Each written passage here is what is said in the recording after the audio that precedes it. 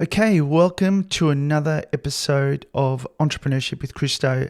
Today I have the absolute pleasure of interviewing a dear old friend of mine, a business mentor, and a gentleman who, with his wife Karen, were one of my original customers when I had my first business in South Australia back in the mid-90s. Ian had established one of the larger market research firms in Australia called McGregor Marketing out of Adelaide, and successfully ran that business for, I think, about 25 years before he got out in his late 50s, and then remarkably progressed into investment and did an extraordinary job there while he was mentoring and coaching other businesses. Ian is an extraordinary person. He is, as you will find, understated. He doesn't feel comfortable talking about himself, I think, but he certainly has some interesting stories to tell, and the journey for him has been an extraordinary one as far as I'm concerned. He is a testament to good guys coming first, and I hope you enjoy my discussion with my dear friend, Ian McGregor.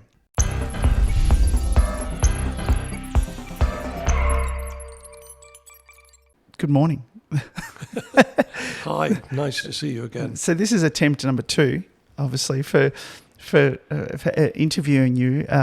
We had a technology failure last time, which was completely on me. But you could consider it a bit of a ruse because you've got such a beautiful place here, and the stunning, 270 degree views down in Glenelg of the beach is just absolutely beautiful. It's going to be hard concentrating on the conversation. we might see whales or something jumping around. But thanks for letting me back into your home, Ian. I really appreciate it. Well, you might not see whales, but you should see dolphins and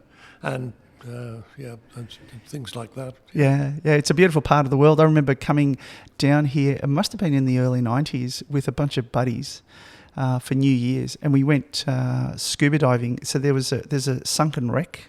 There's probably a few out there, but we did what they call a penetration scuba dive into the hull of the ship, and all the doors were there, and the captain's room, and we went in there with this old salt scuba diver from the 50s. So this guy had equipment that doesn't exist anymore. Well, we have what we call a pet sea lion. Oh, do you? I mean, he's not a pet, of course. No. But when I usually mention that we have this big sea lion going by, I take people to the window and up he pops. And he actually comes by. All right. We've actually, as opposed to when you see dolphins. Yeah. Then people say, I haven't seen a dolphin. Yeah. But somehow when I say, we have a sea lion that comes by regularly. Yeah. And the sea lion is really in the very shallow water. Yeah. So it's a fully grown sea lion. See the whole of him. Wow. So. Yeah. Fantastic. Are you getting in the water much during winter?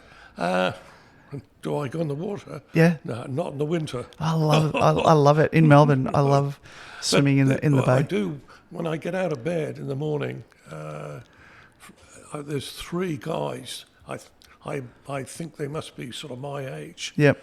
And there's those 3 guys in the water every morning. I love it. It is. Look, I keep saying this thinking that I'm jinxing myself, but I haven't had a cold or certainly a flu. I've had sniffles for half a day, but I haven't had anything. Never got COVID or anything like that. I haven't had anything serious like that since 1997. I remember feeling quite ill when I went on a protein diet. And it felt like a flu, but they call it the keto flu or something like that. That only lasted half a day anyway, where I couldn't move off the couch. But I just don't seem to get sick.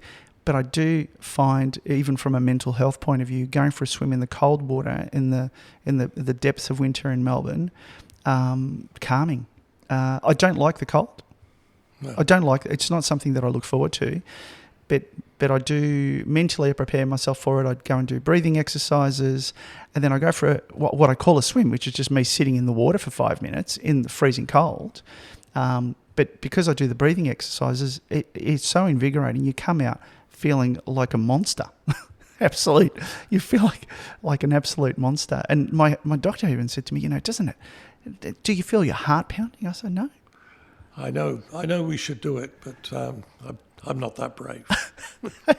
You should listen to, there's a YouTube video. Wim Hof does a breathing exercise, which is based on a traditional Chinese thing. I probably have this wrong, called Tumo. I believe it's called Tumo breathing methodology.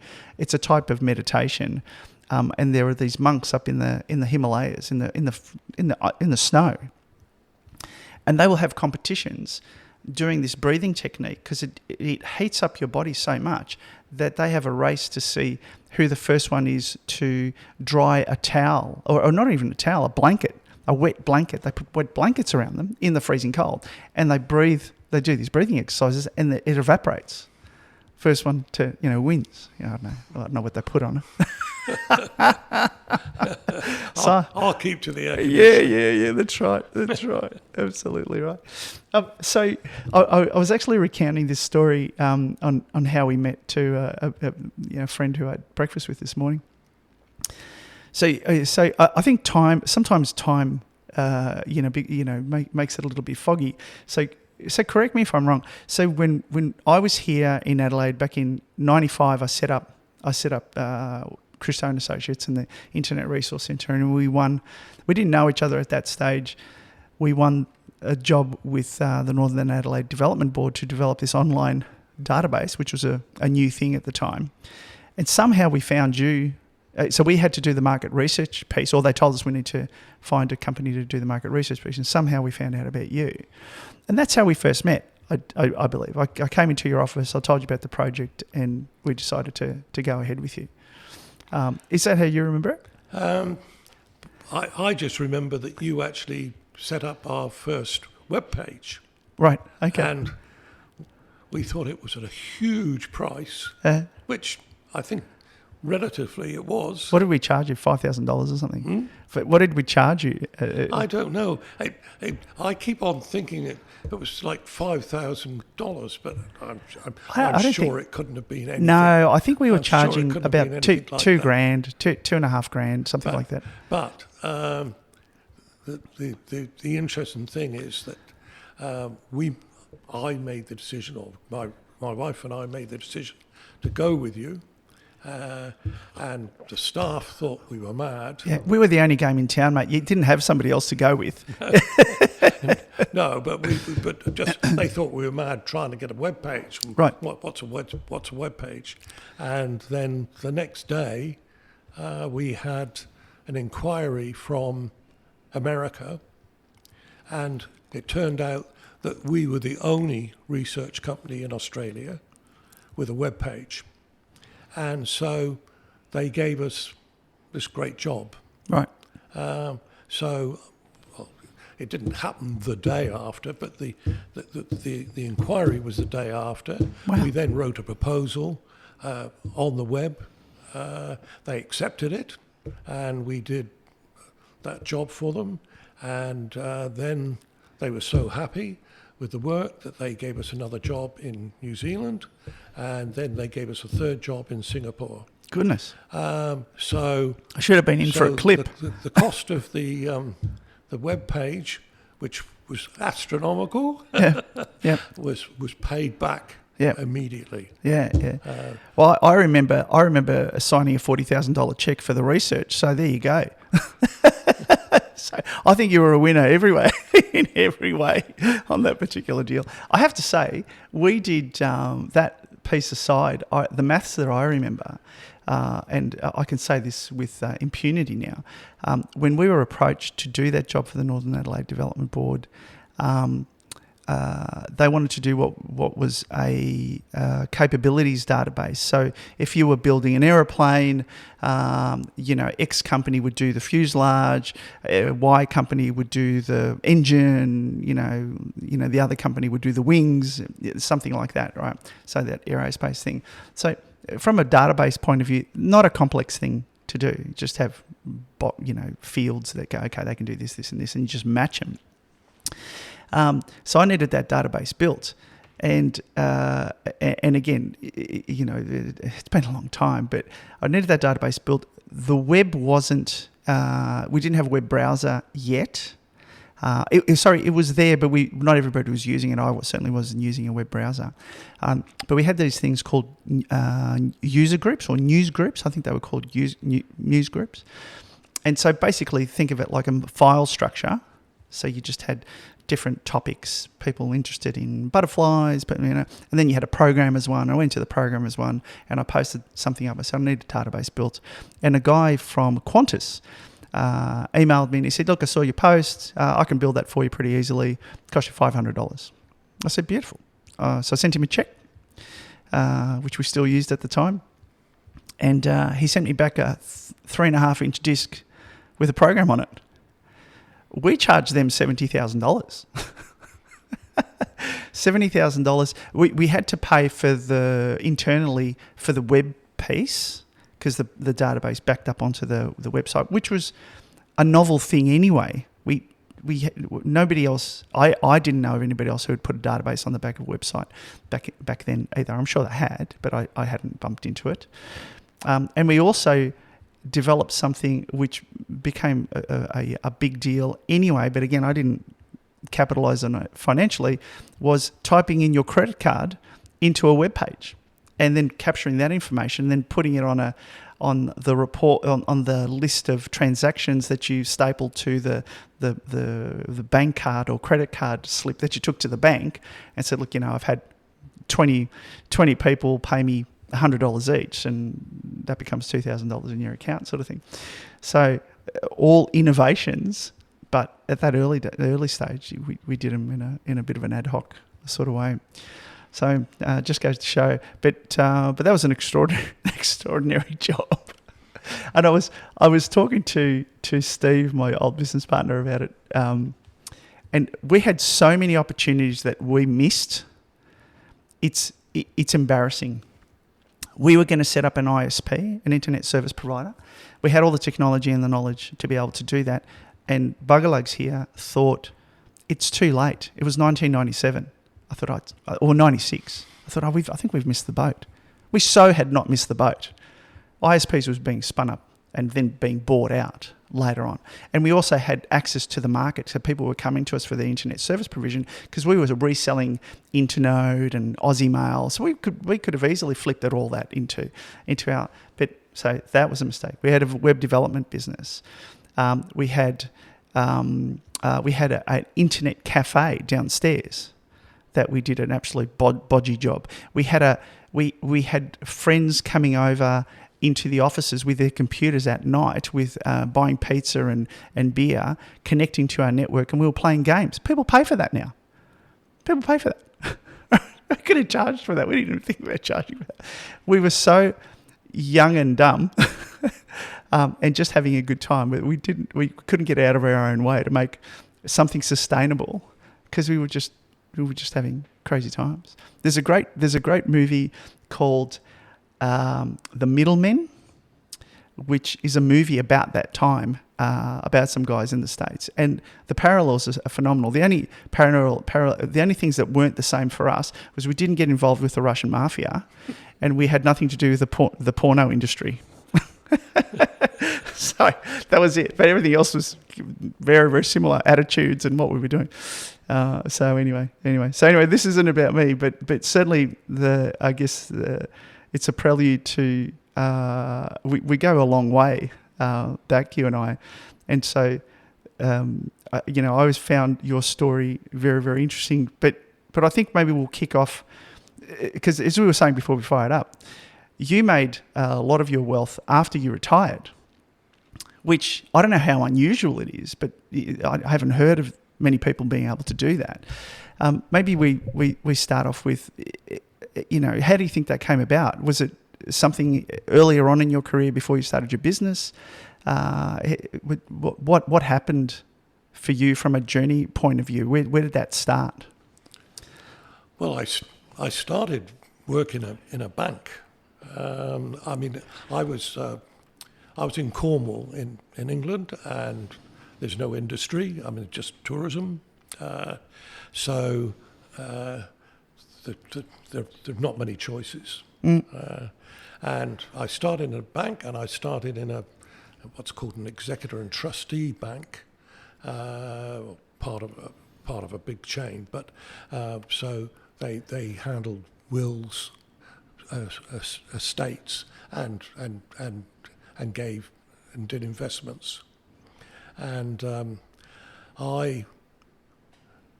I'm just a junior. How old were you? How old were you? 16. Oh, okay. You were very junior.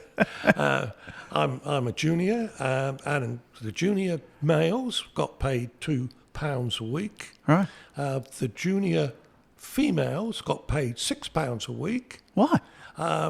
Really, I still go back and try and think why. I mean, they kept on saying it's because the women couldn't be promoted. Oh, okay. So they stayed at the bottom level, Right. where we males could go. They couldn't be up into promoted. management. But having said that, one of the supervisors was a female. So why wouldn't they get promoted? So I don't. And one of the jobs of the junior males was we had to be there an hour before anyone else, Oh. and we had to empty the Hessian sacks that the cleaners had filled the night before from all the waste paper baskets, and check that there were no checks Oh. in those Hessian. So we had to tip out these, and as we did, we had all the mice run all over our bodies, Oh. because the girls used to bring sandwiches in and leave the crusts, and the mice loved it. Goodness. So we were covered, and remember, we had to wear a suit. Jesus. And on £2 a week, you could only afford one. Yeah. Yeah. And so every day, it was all covered in mouse shit. Jesus. Jesus. Which you had to clean off. So why wouldn't women get promoted? Well, I mean, well, this is the misogyny of industry and banking. So that was, but as I was saying, but they were promoted. Right. This is the funny thing. Yeah, But yeah. they were supposed not to be. But I was lucky and unlucky in the sense that my immediate boss, who was an experienced investor for the clients, he was hit on the head with a brick from a construction site and was in and out of hospital and really never operated properly again.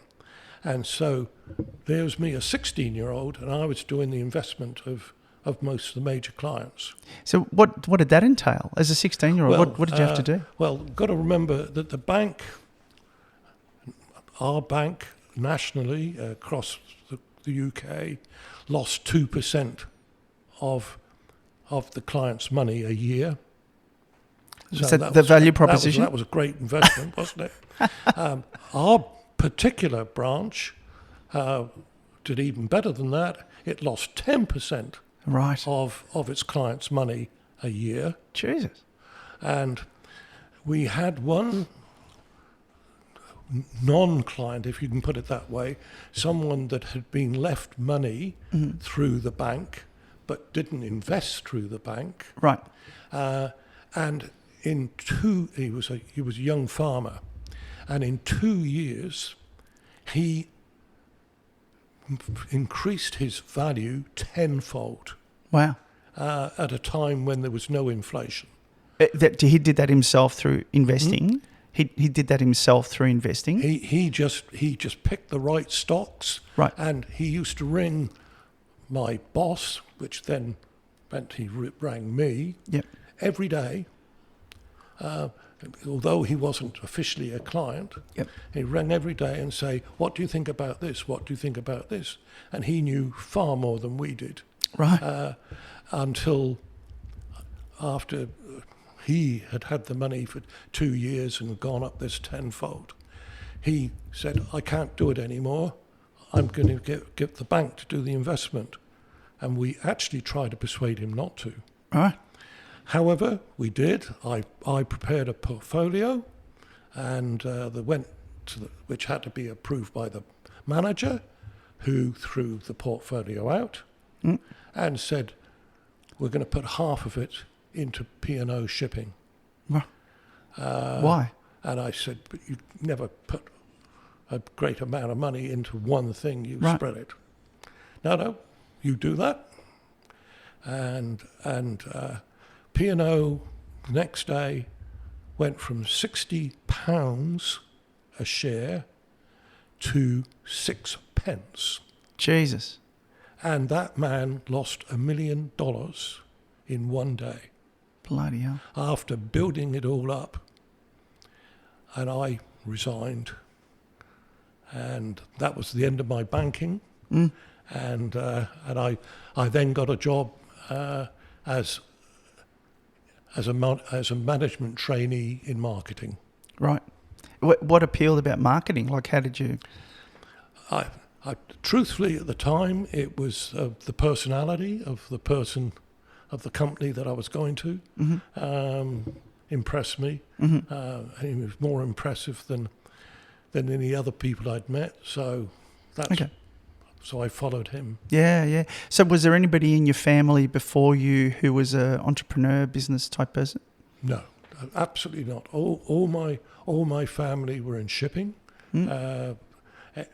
Everyone, 5 generations back, had been seafaring captains. All right. My father, the same. My brother was also a captain at sea. So I was the black sheep. Right. Okay.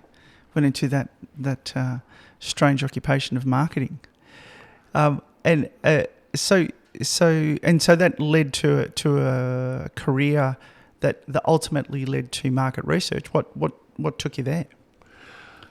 Well, I was successful in my marketing jobs for major British companies, and including Unilever, where I was the advertising and research manager Right. for a major part of Unilever in London. So from there, I was headhunted to Clark's Shoes, which at the time was the world's largest private company. Wow. And I had quite a deal of success there. They asked me to come to Australia as marketing director. Right. I did my 2.5 years, and at that time decided the end of no more corporates. Why was that? Why? I watched the mediocre getting promoted. In fact, it's nearly lay down misère that the poorer you are, the more you're likely to get promoted in the corporate world. Really? And because they need to get rid of you, so it's like the church moving paedophile priests. Right. Okay. Right. Well, I'm not saying that that's what's all busy, but the mediocre, they move them out from that, but they end up having a job. In fact, if we went back to that first story about the banking and that money, when I resigned from that bank, the inspectors came down because young people just didn't leave banks, and they came and investigated, and of course they found that the manager was hopeless. Yeah. And so he then got a manager of a much bigger branch. Oh, but of course. So there was the first lesson. Goodness me. I hear this theme. I hear it in government. People being promoted to get them out of the dysfunctional effect they're having on a particular department. To a lesser degree in corporations, but in big corporations, absolutely. It certainly doesn't happen in the early stage startup space. Everyone's got to carry their own water. There's no you can't hide. So you came over to Australia and did something about market research appeal? Did you always have a bit of a banking? It's not a banking, a mathematics capability, or? I think if you have a self-managed superannuation fund or business and are considering including Bitcoin on your portfolio or balance sheet and want to do it safely and cost-effectively, contact Digital Asset Custody Solutions today. Digital Asset Custody Solutions taps into over 10 years of experience in digital assets, including Bitcoin and stablecoins. They are also the only provider of digital asset attestations to help you when it comes time to submit your returns. Visit www.dacs.io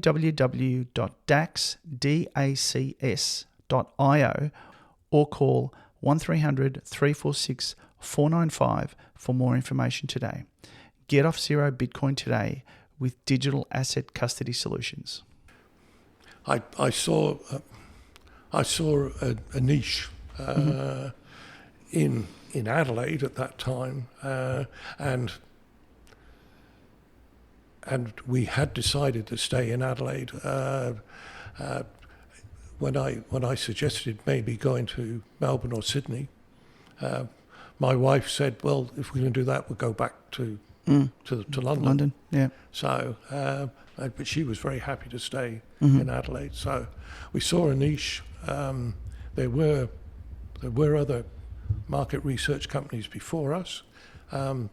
They actually all disappeared fairly quickly after we started. Why was that? Because we were better. So was it better, or did you do things differently? How were you better? Well, I think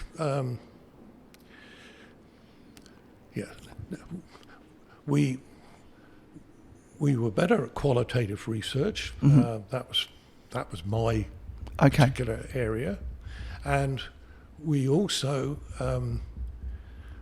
had access to a mainframe computer, right? Which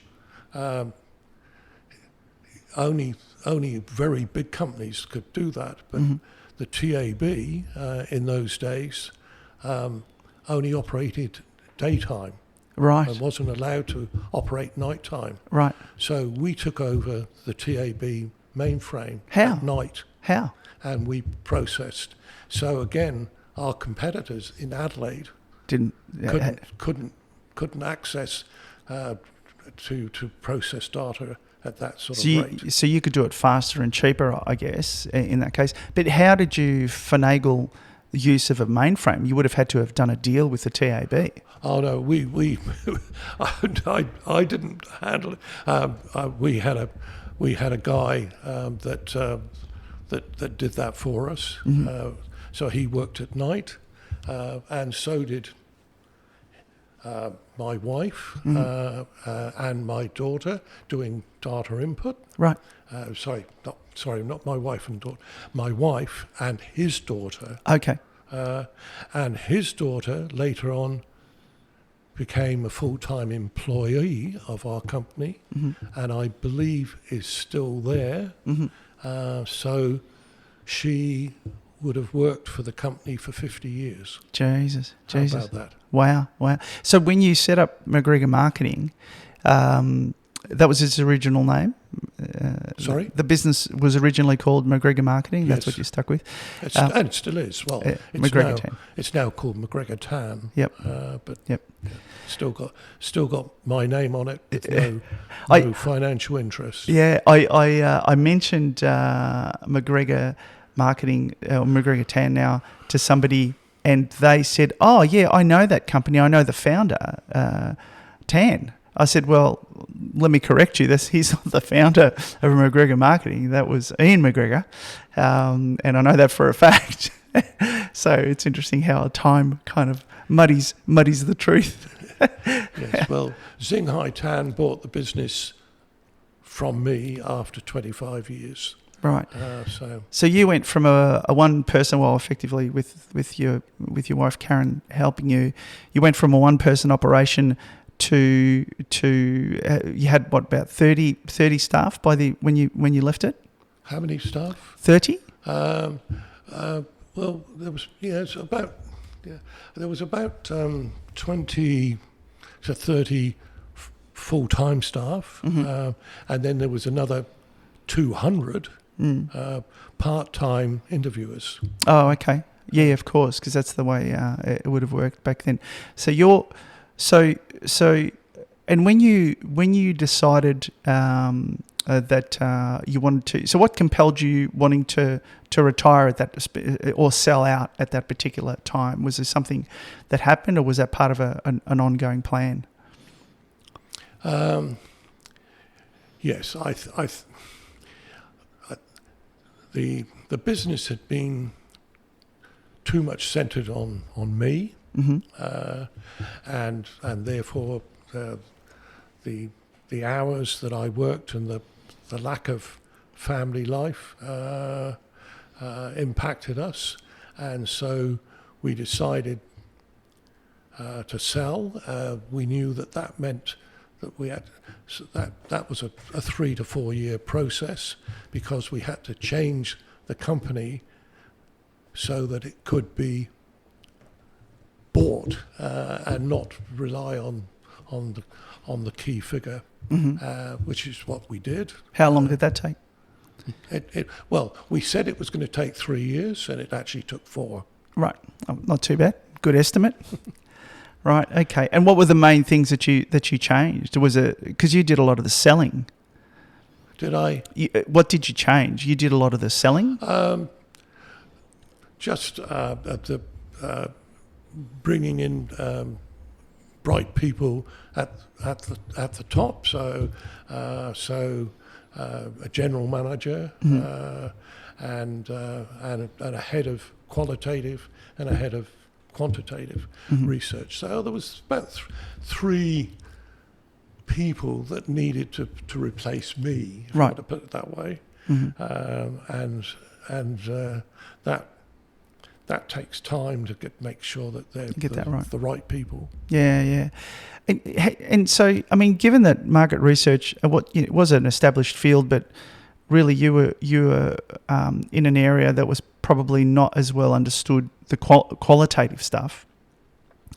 What were some of the challenges in terms of how you designed the way you did business and the way that what was different about what you did in the marketplace that allowed you then to grow to the size that you grew? Because quite easily you could have stayed as a small 1 or 2 person operation. So was there something that you replicated and you built upon in terms of your key capability? Well, I think one of the points was that in those early days of market research, the market researchers were often from academia, so they understood how to do the research, but not necessarily how to interpret it. Right. And of course, in my case, coming from a strong international marketing background, I was able to do both of those things. So, and I should have said, we're able to do both of those things, and I think that was the difference. There was one other difference as well, and that was that market research companies, the smaller ones at least, and of course we started small, had financial problems. Why? Because the way was that they waited to the end of the job to get paid. Oh, okay. So they paid all the expenses and then waited And if it was for government job, the government actually usually took about 90 days at the end to pay. So if the job had taken 3 months, it was then 6 months before the payment was made. We changed the market research industry in Australia because we said 50% up front. Unless you were Greek. Well, business, commercial business said fine. Yep. And there didn't seem to be an argument, Yep. even though no one else had done it. Right. And it took some years before our competitors actually started doing the same. But the interesting thing was government, and I just remember the first time I won a government job. I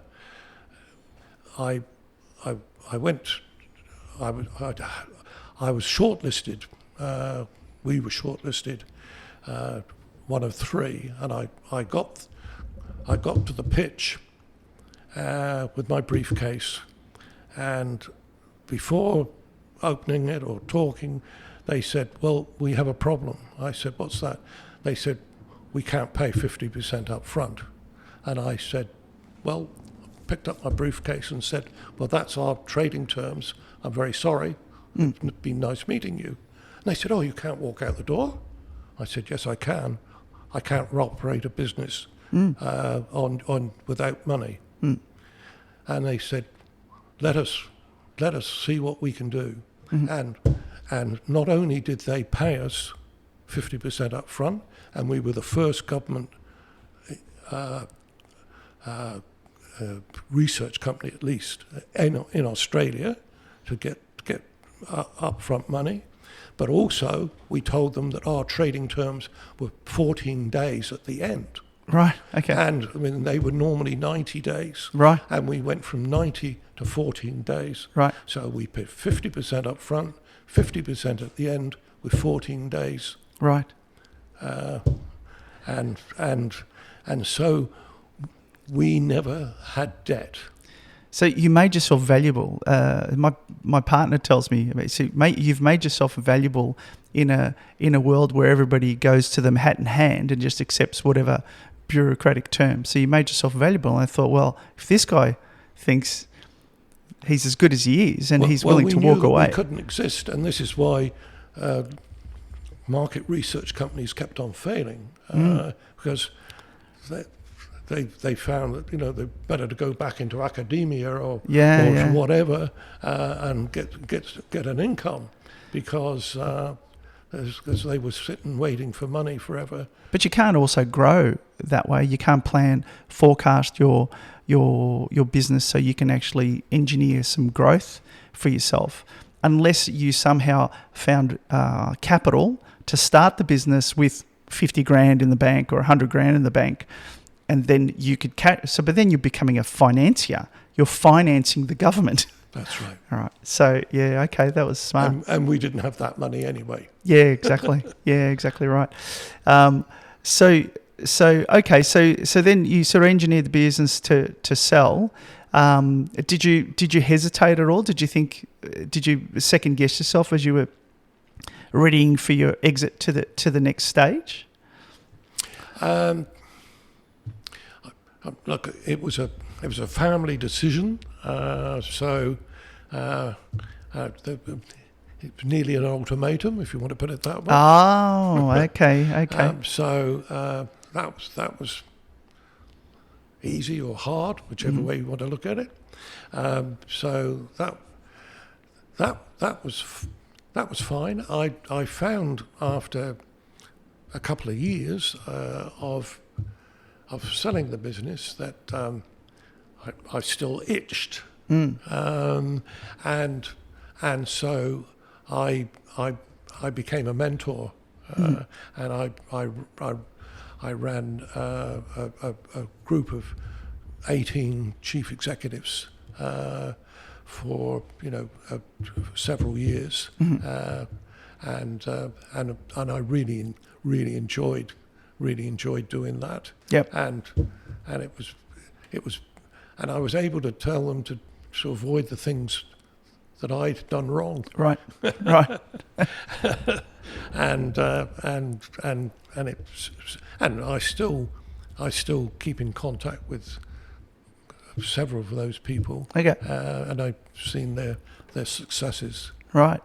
And so aside from, I guess, the mentoring work, you then started to manage your portfolio. And as we kind of intimated earlier, you've done quite well post selling the business financially. And I'm guessing that goes back to your roots as a 16-year-old, seeing the way not to do it. I mean, in hindsight, I should never. Well, if it had been the right bank, maybe, or I should have gone on my own or whatever. Because there's no doubt that when I started looking at the portfolio after selling the business, and the portfolio wasn't that large, but spending 1 hour a day on the portfolio meant that I grew that and made an income much greater than I had from running a market research company. Wow. So what were your takeaways? Like, what was the thing? Because did you have to go away and educate yourself at all, or did you just know what you wanted to do? No, I mean, I think it all came back from the 16-year-old, and just there's very basic things about investment without being a trader, and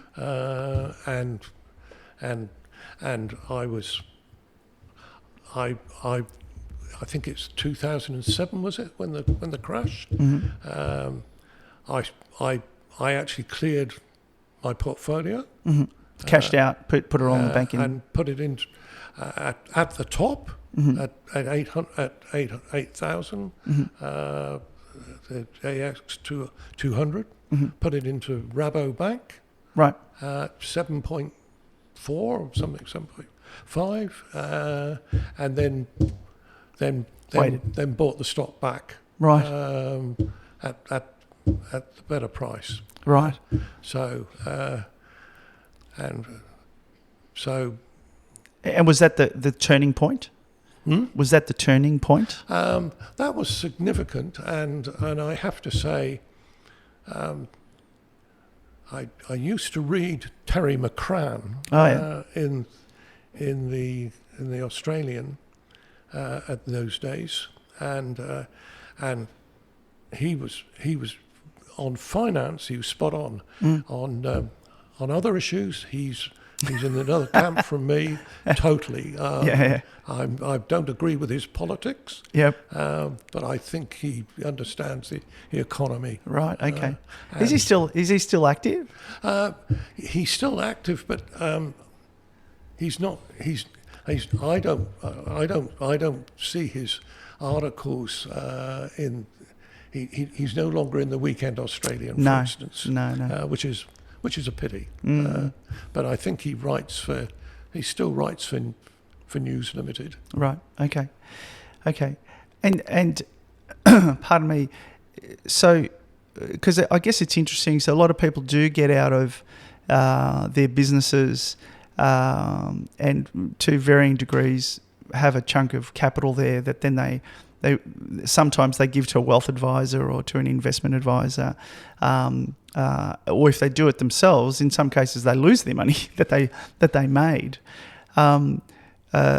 What is there something that you did? Because again, I'm not hardly a specialist in portfolio management. You know, people talk about the 60-40 thing, and they talk about there's a capital growth strategy, or there's a strategy around getting an annuity basically from your portfolio. And obviously there's different industries. You can go into agriculture, you can go into technology stocks or whatever.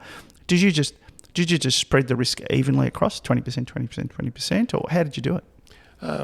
Well, yes, follow the basic things of diversity, so that not all your eggs are in one basket.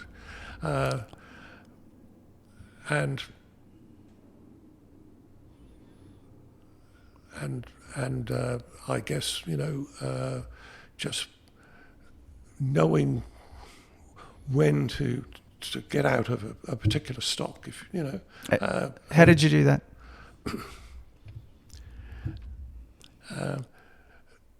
Not necessarily by being in the market, in the sense of being aware of what's happening in Australia and in the world. So iron ore, or banking, or whatever. I mean, these are the key investments for an Australian, and you need to follow what those are doing. And for instance, Fortescue has been a great contributor to our funds. Yeah.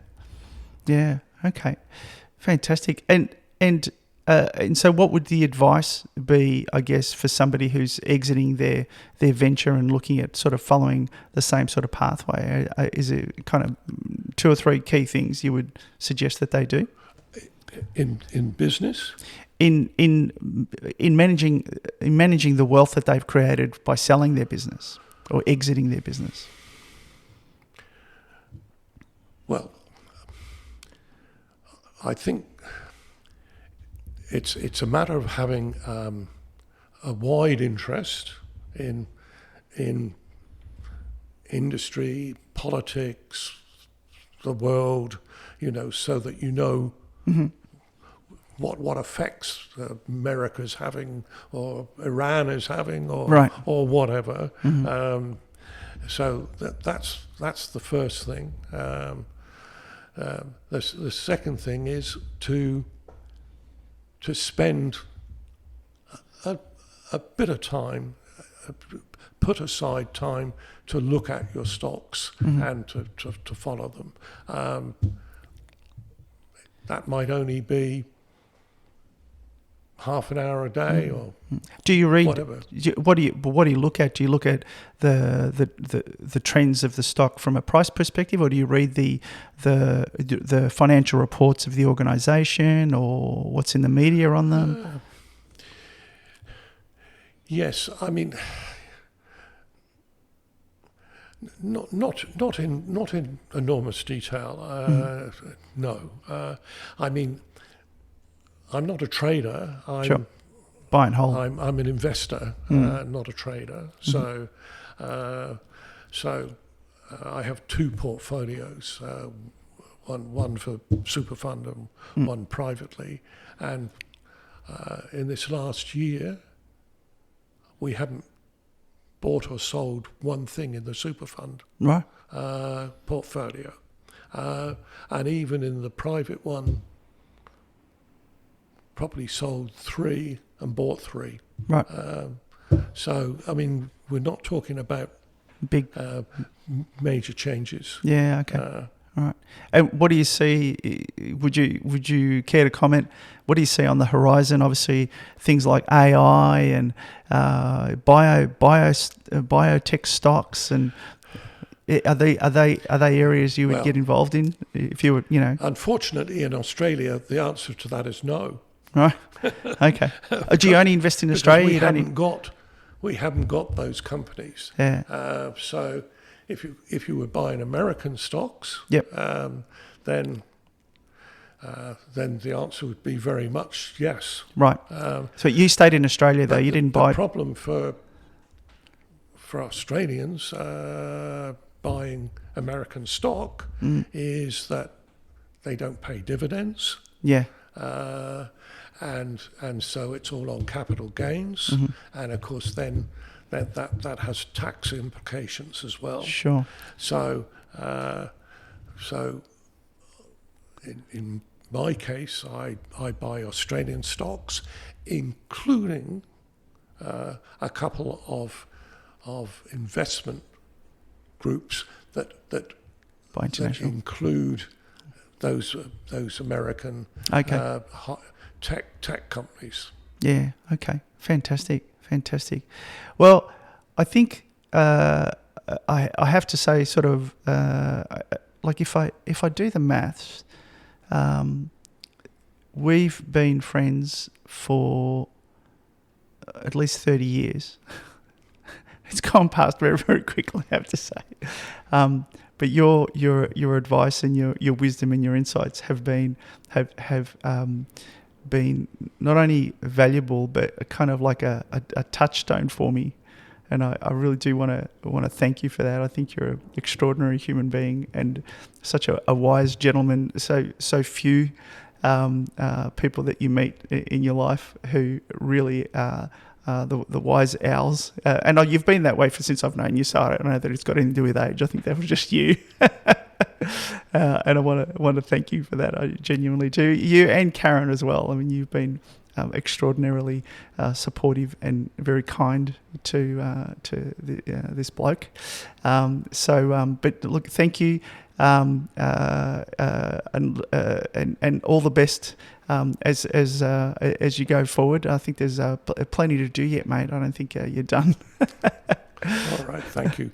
Actually, that does remind me of one thing. That one of the things we've avoided maybe is that Karen, my wife, has actually been part of that business right from the beginning until, for the 25 years.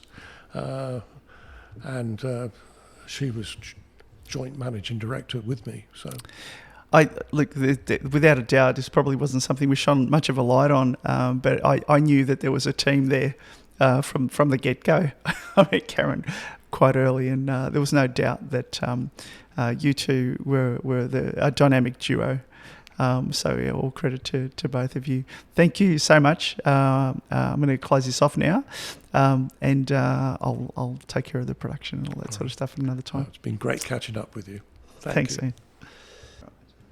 Okay, so I hope you enjoyed my conversation with Ian McGregor. The man has been a shining light for me as a business person and entrepreneur for 30 plus years, as has his wonderful wife, Karen. I could not be more thankful for them being in my life, and I hope you got something out of the interview. Until next time, this is Entrepreneurship with Christo.